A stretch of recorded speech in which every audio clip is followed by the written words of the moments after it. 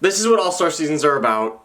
This is it. I'm having a great time. I can't speak for everybody else, but I've found all 3 of the episodes pretty great, and let's just cut to my main headline here.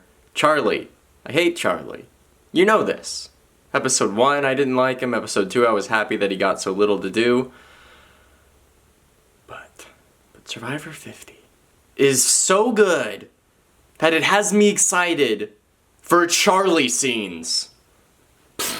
Yeah, Charlie, the friggin' annoying one. Well, I like him now. This is what All-Star seasons are about. People being traumatized and acting on that. Sorry, I know these are real people, but I don't care. This is for my TV. This is my television for me, for entertainment. I mean, Joe, I didn't really care too much last time we had him on, but this time when he was freaking out with Rick, it's like, oh, this is exciting because he's like very intensely reacting to how he was perceived and portrayed last time. And then the same way with Charlie, even to a better extent, because I didn't really like him. I didn't really care about him at all. Last time he was just kind of like a non-factor. But I was so intrigued with the whole Maria situation. That whole sequence, I was like, oh, this is like actually, he's exciting and an engaging character now that it's like over and done with. He just did it a little bit too late. And he's going into this season with all of this baggage and targeting Rizzo for no logical reason other than, hey, this, like, it pissed me off when you did that, and so I need to take you down. This is, like, pretty much the entire reason why I think Survivor Second Chance is, like, one of my favorite seasons, is because everyone's, like, we know these might not be logical things, but we're, like, overcorrecting on our past mistakes and, like, evolving as characters on this TV show. It makes the fact that it's an all-star season not just like, yeah, it's a season with people who have played before, but like, yeah, it's like a continuation of what has happened before. Not only is that exciting, but it's exciting seeing other people like respond to that and maybe like tap into it like, oh, we can't let that happen again, right? And just use it as manipulation. It is just so exciting. And I know that throughout the entire 40s, we've had so many people come in and they are, oh, I'm such a huge fan, I want to act like this, Survivor's a TV show, and it's like, it really hits different when it's people who have played before. People who have like understood how it feels to play the game and how it feels to have that game being perceived. It's just so exciting. It's just so exciting. It feels so different. Because it really is annoying every season people are like, I'm going to be a great Survivor player. I'm going to be on the Mount Rushmore of Survivor. And it's like, shut up. Shut up and win. Shut up and betray some people, and then maybe you'll get there. I don't care about if you want to do it. They all want to do it. That's why you applied.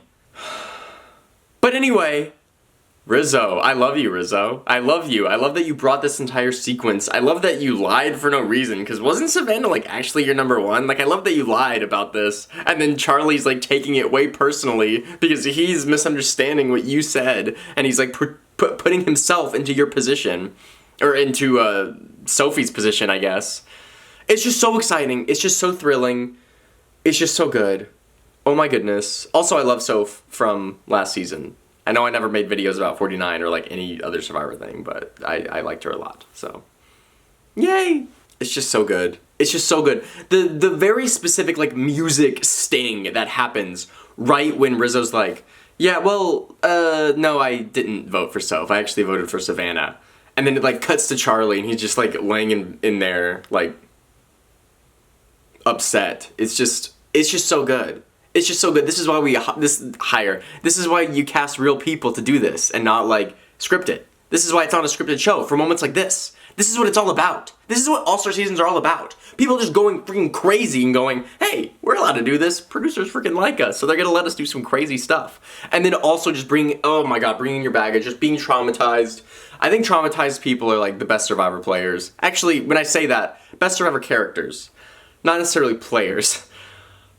I don't know, it's just so exciting. It's just so exciting. Stephen Fishback's like, I need to get out, like, the strong golden boy arc in Second Chance is like one of my favorite moments of that season. So seeing it happen again in real time is so exciting, especially with someone I didn't like, and now they're exciting, and it's like, oh my goodness, I didn't like you, you were boring, I was against your casting, and I was wrong, I'm eating my words, yum yum yum.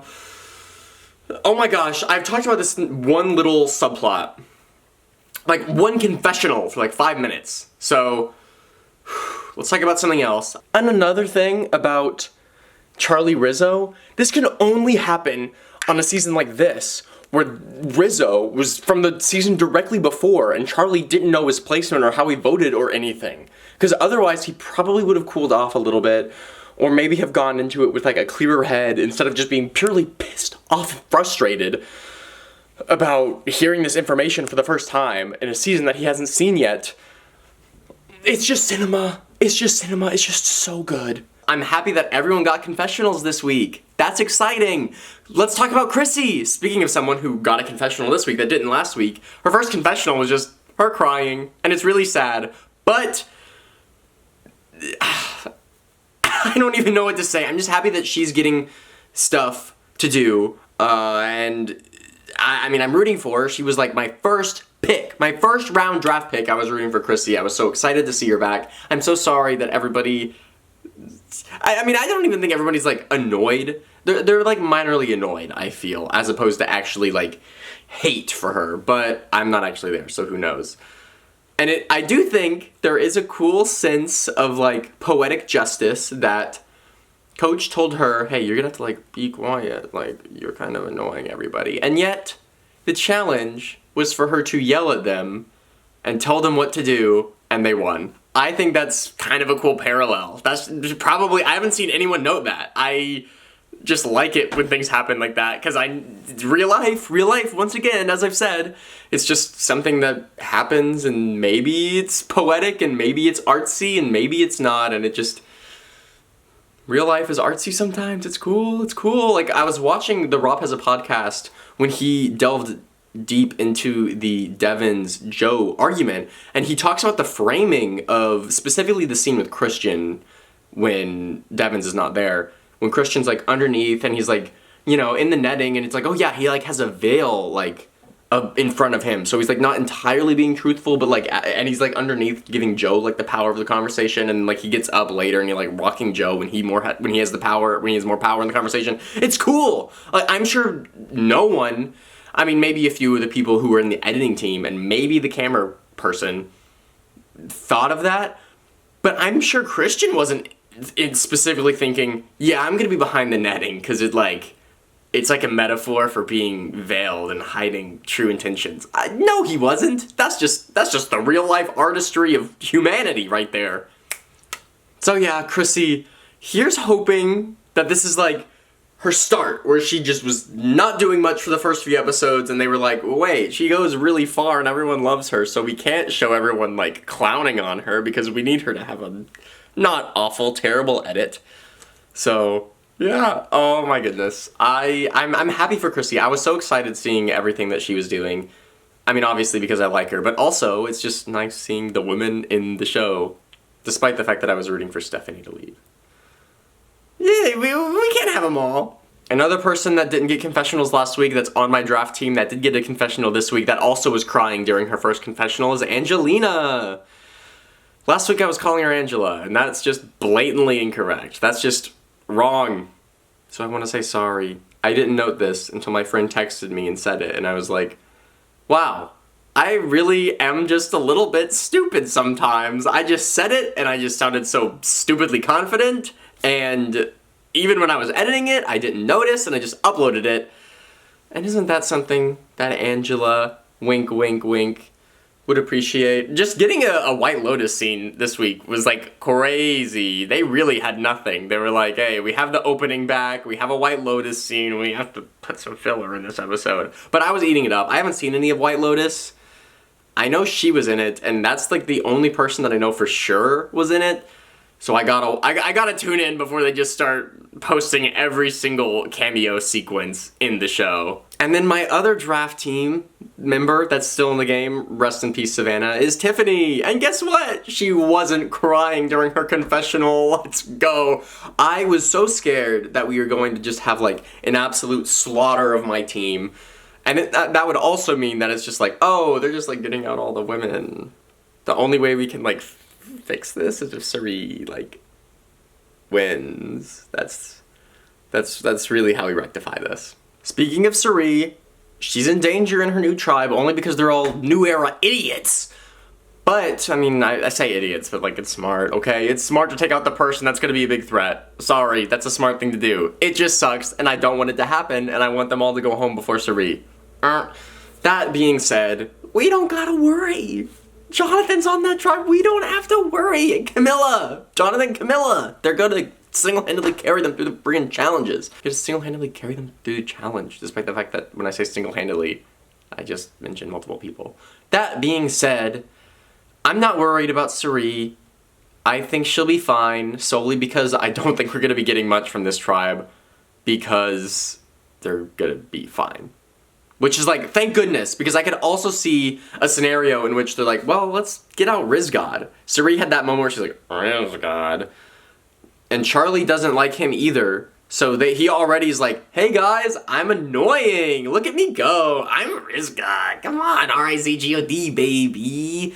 And also, nobody knows much about him because he was on the season just prior, so like, I think he is screwed at their first tribal no matter what. I don't care what the edit tries to tell me. I think he is done, which is good for me because Jonathan can carry them. I love the mess that he brings. I love that he just asks people questions about, oh yeah, do you still talk to Marie? And then Charlie's like, no, we don't. I'm sure you knew that, but I mean, you can ask, I guess, on air right in front of everybody. Sure, that's fine.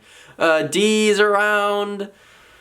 She's like leading the anti-Suri charge, which, smart. I mean, you won for a reason. I just am on Team Suri. Sorry for being basic, but I want Suri to win. I think it'll be exciting. Devins is here too.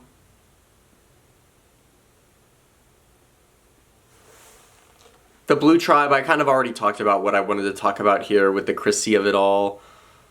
Love you, Chrissy. Yeah. I like Chrissy. I like Coach.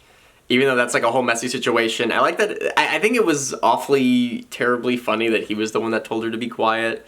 Because, you know, it's Coach. The Tiffany Aubrey link up is exciting just because, like, oh, you know, we're on the bottom. Let's just, like, screw it. Like, we're both on the bottom. Like, let's actually try and do something here, especially because Aubrey has an idol. With the Emily thing, which we'll get to in a minute. I just remembered the Emily thing. I don't know, it's exciting. I am definitely on Team Genevieve out of this argument, out of this battle that is brewing in the background. But I think that Aubrey's going to win somehow. Or at least take a giant, like, stab at Genevieve and then win. Whether or not this is actually, I'm going to eliminate Genevieve or I'm just going to eliminate, like, someone else that is working closely with Genevieve. People are upset about the honor and integrity thing with Colby, Joe, and Coach, and I get it. I obviously am not for honor and integrity, but like, it's a TV show. We need the opposite army. We need like the people to root against for it to be exciting, and so, I mean, obviously there are going to be honor and integrity people here. That's kind of what makes the show exciting, is people with different values and different thoughts coming together instead of just being a bunch of game bots. I thought we went over this in the 30s. I thought this was like the whole thing in like the 20s and 30s when people were like, there's too many game bots. That being said, I didn't watch them live, so who knows? I just know that I'm not as upset about it as most people are. I mean, obviously I don't want them to win. I just think it's exciting that there's like a faction that we have to root against, that Chrissy can take down single-handedly with Tiff. I think that's cool, and Aubrey, I guess. And Genevieve. I mean, Aubrey and Genevieve are gonna come together to take down the Honor and Integrity Alliance. That's just what's gonna happen. It's gonna be exciting and cool and fun. And then we have Pink Tribe. Otherwise, David and Goliath, version 2. It's exciting. V2! Oh, whoa, guys. Yeah, I mean, I love them all. How could you not? The whole season's great. I know everybody and their mother has said, we should just do David and Goliath again. Exact same cast and everything. And just see how it plays out. I'd be down. I think that's cool. If they're gonna be the giant marquee social experiment show on TV, do a weird experiment like that. Let's run it back and see exactly how similar or dissimilar it is. So I love them a lot. I talked about Angelina earlier, hashtag White Lotus. Christian continues to be exciting. He really is like leading the entire season Good for him. I mean, I love him. His sequences in David versus Goliath proper are some of the best sequences of that season. So it's exciting to see him back. And especially because he's playing so hard. Like, you would think he's one of the people that everyone's like, okay, it's Christian. We can't you would think that he has a Suri aura around him, but it seems like he disarms everyone pretty well. Maybe it's because he gives off bumbling nerd as opposed to strategic mastermind, especially after his blunders last week. Multiple. But I don't know, I feel like it's like pretty obvious that he's putting on a little character and just completely misting them. Maybe he's not. Emily seemed to peek through it a little bit, but only because she was freaking out because he told her so late. But that ended up being fine. None of it came back on her, which is hilarious. She went to everybody and told everybody everybody's business. Then she went back to Christian and told him that she told everybody everybody's business. Not everybody everybody's business. She told everybody his business specifically. And he's, of course, upset. I've never seen him that mad, I don't recall. It felt weird and uncomfortable. But it's exciting. Oh my goodness, he's experiencing emotions. And that confessional was one of the best ones. I have it bookmarked on Twitter for, like, reaction image use. It's just so perfect. Mike White, of course, we love Mike White. That being said, I am disappointed in you, Mike White, because you voted out Q. Why would you do that? Please, the show. Think of the show. Think of it as a producer, as a creator of a TV show. Don't you want it to be entertaining? Don't you want it to be exciting? Don't you want it to be a little unpredictable? That's what Q brought. Q's going to be back for the next returnee season. He's going to play a million times, as everyone has stated already. But I didn't want him to go out this early. Come on. Obviously, some of these characters are being written out early so that when they're back for their, like, third time, they have, they lost, like, pretty bad last time. We can keep them around. Kind of forward momentum. Sort of like what Colby's doing now, I feel, from Heroes vs. Villains. I feel like he is doing that with, oh yeah, I was awful last time. I was, like, so old. Ignore the fact that I'm older now and also, like, stronger and seem to have a better head on my shoulders.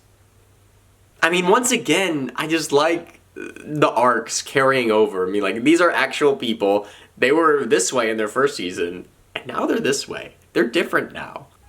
It's just so good. It's just so good. And then Stephanie, like, what has she been bringing? She's brought nothing to the season. Sorry, it's just true. The only reason she's here is because she was the last member of her tribe, her first season. Whoever that happened to be, they would be here. They would be here now. I was talking with one of my coworkers at work today. He was like, yeah, Abby Maria should have been here. And I agree. Should have been instead of Stephanie. There's no theme. There's no heroic theme that you need to shove them into. There's just a random group. Throw her in here. I mean, were they hoping for Traders references? Why is Carolyn not here then? I understand that Stephanie and Suri have been on multiple shows together, so maybe that's drama, but Survivor doesn't seem to want to do that. They don't seem to care about that specifically. Anyway, she should have gone home today is what I'm saying. When she was being thrown out, I was like, this is probably a little too early for this person to actually be the serious boot. That being said, it's an all-star season, so it could bounce around and who knows what's going to happen. But it landing on Q? Oh my goodness, that sucks. It sucks. I mean, I'm glad that it's not... I don't know. When I realized this tribe was the one going to Tribal, it really sucked. Because I said, I love everyone here except for Stephanie. There's just all bangers except Stephanie. Great episode, great stuff. I love it. I'm loving it. It's exciting. It's fun. The first scene, I mean, I know most episodes are like this, but the first scene being like a sequel to last week's episode where they are talking specifically about the bluff that they pulled. Oh my goodness. It is so good. It is so exciting. I mean, that's one of the best scenes of last week's episode, and so going right back into that mindset is also exciting. It's just really exciting. Exciting is such a good word for this season. It's so fun seeing people strategize and being able to follow along with it. I don't know. Maybe some of the strategizing doesn't make any sense because of the pre-gaming where they have to, oh, we're strategizing, but like, all in all, we already talked about this like 2 months ago. So Rizgod's leaving, and then all of a sudden it's a unanimous vote, and it's like, oh, okay. I guess that happened. But, I don't know, I'm sure that it'll get messier. I mean, ideally it will. When the merge happens, trust, that is gonna hit like crazy. I am very excited to see how they eliminate a bunch of people. One, I could see Mr. Beast taking out like 5 people. I hate to say it, I don't want that to be true. I want him to just host a challenge maybe, but I could see him doing the thing like he does in his shows or his videos, where he's like, hey, here's like 500K for anyone who just wants to walk right now. And that would honestly, I would maybe do it. 500K, that's over half the actual winnings, and I don't know. I'm like probably not gonna win. Might as well get this guaranteed. Or I could see them doing, hey, here's like a challenge. You get this crazy advantage, or you get like 3 immunities in a row if you survive. But if you don't, you're gone. You're eliminated. It's not a vote. You're just cut from the game. I could see them doing something crazy with him. And then I could also see there being 1 or 2 rounds right before merge where they just go, hey, every tribal's going to tribal council except for 1 person on each tribe who wins immunity. Well, they'll still go, but they'll win immunity. I could see them doing that and then being all crazy like, that's right, 3 eliminations. That's crazy. Whoa, it's Survivor 50, the second quarter quell. So, who knows? Who knows? It would be cool if they were gonna do a surprise 39-day game, and then all of a sudden a bunch of the people from the new era who were prepping for 26, like Rizzo being lazy and not thinking of the long-term ramifications of lazing around camp and not having a bunch of stuff ready, suddenly catches up with him and oh no, we have 13 days left and I didn't prepare for any of them. I could see that being exciting, but 1, they would have advertised that because people super clown on 26 days. And 2, I just don't see that being a direction that the show takes, which is unfortunate. Another thing that I think is kind of cool about this season is just the age of people. In the opening sequence where Christian's talking about falling, Ozzy's like, yeah, sometimes when I get up too fast, like I get a head rush. And it's just like, whoa, these people are mortal. These are just random people. These are not like TV characters. These are just alive people who are old. These people who were like 25 when they first played the game are like old now. Or like when they were 27, really young, fit, and attractive, and they were really young, and the youngest person that's ever been on TV when they were 27 years old. Now they're old. Like, actually old. Like, yeah. I don't know. Anyway, it's an exciting show, and I like it. I've said exciting way too many times now. If you go back and count the amount of times I've said exciting, that would be cool. It would be exciting for me to see double retention on the video. But you don't gotta do that. Anyway, I'll see you next week for an episode that's maybe as good, or maybe this is when it finally falls off the rails and we realize, uh-oh, this boot order is gonna be bad. It's still up in the air right now. We've had some brutal hits. But there's still some fat that can be trimmed. Anyway, thanks for watching. Maybe it'll be late. I didn't watch this episode until Thursday morning, and I just did not feel like recording a video yesterday. To be honest, I felt just so out of it. Anyway, thank you for watching this video. Got nothing else for you. See you next week. Oh my goodness. Ah! Cue the sun. One last time. Rest in peace, Q.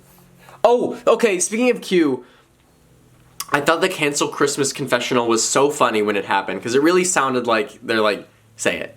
Say the thing. Say it. We know you want to say it. Say the thing. You said it all the time last time. You gotta say it. And then after the episode ended, I was like, oh, was that like recorded? Like, There's a part of me that believes that that was recorded after he was eliminated, and they're like, hey, you gotta say the cancel Christmas line. You gotta do it for us real quick. Like, we want that in the show.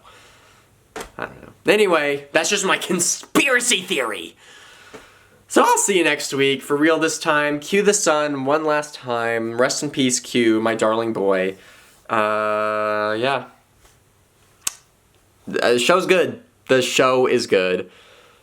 The show is good. The show is good. The show is good. Thank God. This is what All-Star seasons are about. I could talk about this for forever, and I'm just going to be repeating myself a bunch and a bunch and a bunch. So if you know me in real life, you will hear these things over and over again, because I will be saying them every single time I see someone else who watches Survivor. Whether it's the producers or the PAs or just random people in the hallway, or people I used to work with who I don't anymore. Whatever. Also, I have glitter on. I don't know if anyone noticed. I don't know if it is even that noticeable in the video, but it's Glitter Friday. Oh my gosh. If you can't tell, I recorded this on a Friday. Anyway, I'm just rambling at this point. Thanks for watching. Bye. I'll see you next time for more Survivor.